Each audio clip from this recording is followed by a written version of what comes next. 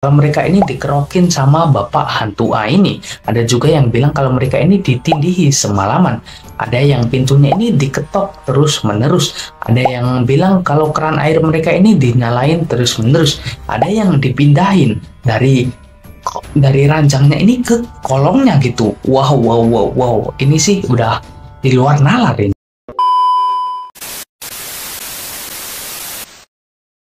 Hai guys, selamat datang di channel ini.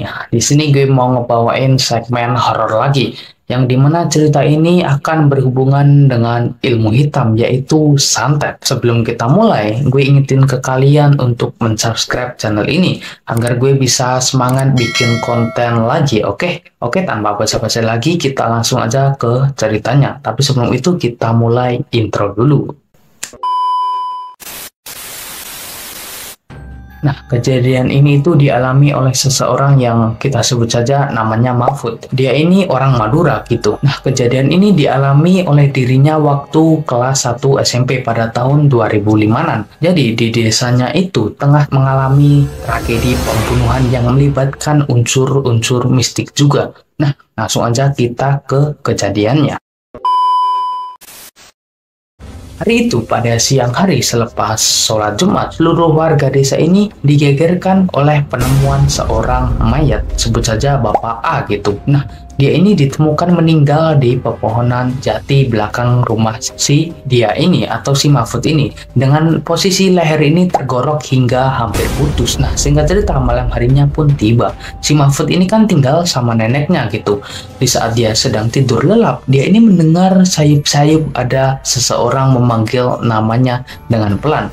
Lalu kemudian ujung kaki dia ini terasa begitu dingin, merayap hingga ke dada. Akhirnya tubuh dia ini kaku walau dia ini ingin menggerakkan tubuhnya gitu untuk membangunkan neneknya yang ada di sampingnya. Dia ini seperti itu entah berapa lama, dan seseorang yang seakan memanggilnya sayup-sayup itu makin terdengar jelas. Seingat dia ini bisa bergerak setelah neneknya ini bangun dan menyadari ada yang tidak beres dengan si Mahfud ini. Nah, kata neneknya, dia itu melenguh dan merintih gitu. Nah, keesokan harinya, desa kembali digegerkan karena hampir setiap warga desa ini didatangi oleh hantu Bapak A ini. Bahkan sebagian warga desa sebelah juga gitu. Hingga desa mereka waktu itu terasa begitu suram dan mencekam. Habis maghrib, semua pintu itu ditutup rapat gitu. Tak ada yang berani keluar rumah. Bagaimana tidak? Hantunya ini gentayangan parah banget. Bahkan ada beberapa warga desa ini yang lapor kalau mereka ini dikerokin sama bapak hantu A ini. Ada juga yang bilang kalau mereka ini ditindihi semalaman. Ada yang pintunya ini diketok terus-menerus. Ada yang bilang kalau keran air mereka ini dinyalain terus-menerus. Ada yang dipindahin dari ranjangnya ini ke kolongnya gitu. Wow, wow, wow, wow. Ini sih udah di luar nalar ini. Nah, pokoknya hampir semua warga desa ini diusilin sama si bapak hantu A itu. Usut punya usut, kenapa arwah Bapak A ini masih berkeliaran? Karena dia ini dikatakan mempunyai ilmu hitam. Menurut kepercayaan di situ, ilmu hitam itu harus diwariskan. Akan ada konsekuensinya jika tidak. Sedangkan anak dari Bapak A ini tidak mau menerima warisan itu. Ya gimana dia mau? Wong anaknya ini hafiz dan mondok lama di pesantren. Lama-lama terkuak itu. Kenapa Bapak A ini sampai dibunuh dengan kejam? Ternyata Bapak A ini memang sudah lama diincar oleh banyak orang untuk dibunuh gitu. Karena dia ini adalah dukun yang hebat, selalu menang dalam pertarungan. Bukan pertarungan biasa ini. Ini adalah pertarungan yang yang melibatkan ilmu-ilmu kayak gitulah, kalian paham gitu. Dan dia ini juga sudah banyak sekali menyantet orang. For your information, orang-orang yang sedang disantet, dia itu akan melihat dan tahu siapa yang sedang menyantet dirinya. Biasanya itu lewat mimpi gitu. Nah, kejadian hari itu adalah kejadian yang luar biasa menurut warga desa mereka. Dan satu-satunya peristiwa besar yang terjadi di desa mereka sampai hari ini. Kejadian ini juga ternyata tidak diteruskan ke kepolisian dengan alasan tertentu. Pelaku dari pembunuhan ini ternyata adalah warga desa mereka juga. Menurut kabar yang diterima oleh Mahfud ini adalah Jadi mereka ini menyewa pembunuh bayaran. Nah, yang membuat tidak habis pikir adalah awal malapetaka ini terjadi. Kalian tahu nggak guys?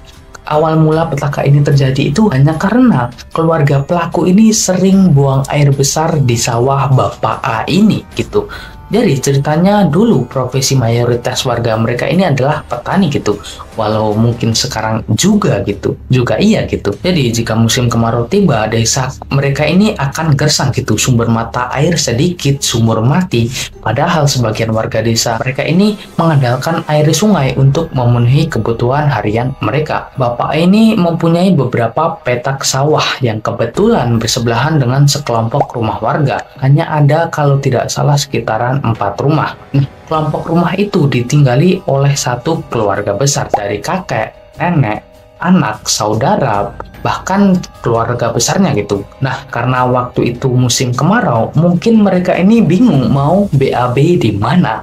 Setara tidak ada air walaupun punya WC gitu. Nah, akhirnya semua keluarga besar di situ BAB di sawah. Dan kebetulan sawah ini milik Bapak A itu yang tadi dibunuh. Karena Bapak ini merasa jengkel dan marah. Akhirnya salah satu dari keluarga besar ini dibikin sakit oleh Bapak A alias disantet. Nah, Bapak A ini menyantetnya secara random guys. Tidak pilih-pilih dan semuanya sakitnya sama gitu. Perutnya dibikin besar, kalau dibawa ke dokter sih bilangnya sakit liver gitu. Kebayangkan sakit apa jika perut sebesar ini gitu, bahkan lebih besar dari ibu-ibu yang hamil 9 bulan. Bukan hanya dibikin sakit, tapi semua yang disantet Bapak ini akan meninggal dalam kurun waktu 1-2 bulan. Dia ini sudah lupa berapa orang yang meninggal di keluarga itu. Anak-anak mereka juga tidak luput dari santet Bapak A ini.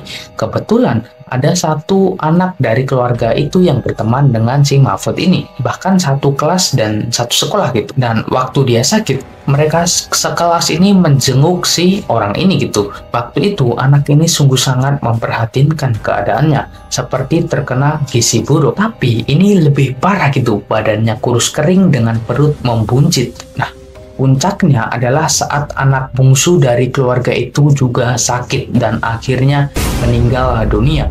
Anak itu padahal masih balita gitu. Akhirnya sebagian keluarga besar itu pindah ke luar kota. Sebagian menetap tapi hanya beberapa orang saja. Dan karena anak itu juga keluarga ini habis kesabarannya. Namun memang dari awal keluarga itu sudah melawan dengan mengandalkan dukun juga. Namun kalah gitu. Nah, akhirnya berinisiatif membunuh dengan cara seperti yang saya ceritakan tadi gitu.